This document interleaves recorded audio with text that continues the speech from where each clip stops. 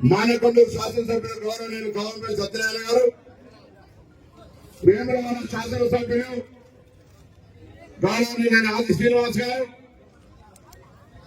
కరీంనగర్ శాసనసభ ఇన్ఛార్జ్ శ్రీనివాస్ గారు, హుసేనాబాద్ శాసనసభ ఇన్ఛార్జ్ ప్రణవ్ గారు, మాజీ శాసనసభ్యులు సత్యనారాయణ గౌడ్ గారు, నగర కాంగ్రెస్ అధ్యక్షుడు నరేందర్ రెడ్డి గారు, అంజన్ కుమార్ గారు, మన ఇన్ఛార్జ్ నరసింహారెడ్డి గారు, హైదరాబాద్ రెడ్డి గారు, కాంగ్రెస్ పార్టీ అనుబంధ సంఘాల నాయకులు, లోక్సభ నియోజకవర్గం నుంచి కరీంనగర్ శాసనసభ నియోజకవర్గం నుంచి వచ్చేసినటువంటి కాంగ్రెస్ పార్టీ పెద్దల కుటుంబ సభ్యులందరూ కూడా పేరు పేరు నమస్కారం. ఈరోజు డాక్టర్ బాబాసాహెబ్ అంబేద్కర్ గారి జయంతి.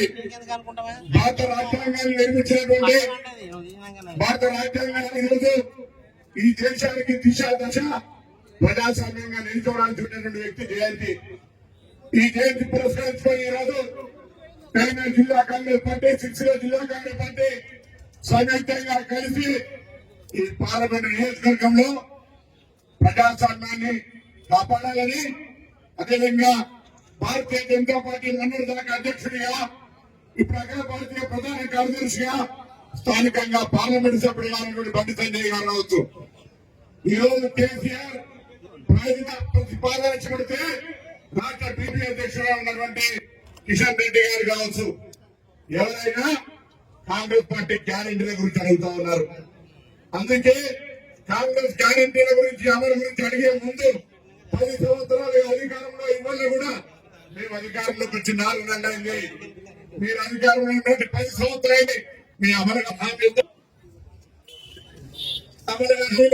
ఆ హామీ అన్ని ఎంతగానో ప్రభుత్వాన్ని ఇలా దీక్ష చేస్తా ఉన్నది తప్ప ఇంకొకటి కాదు. అడుగుతా ఉన్నాం.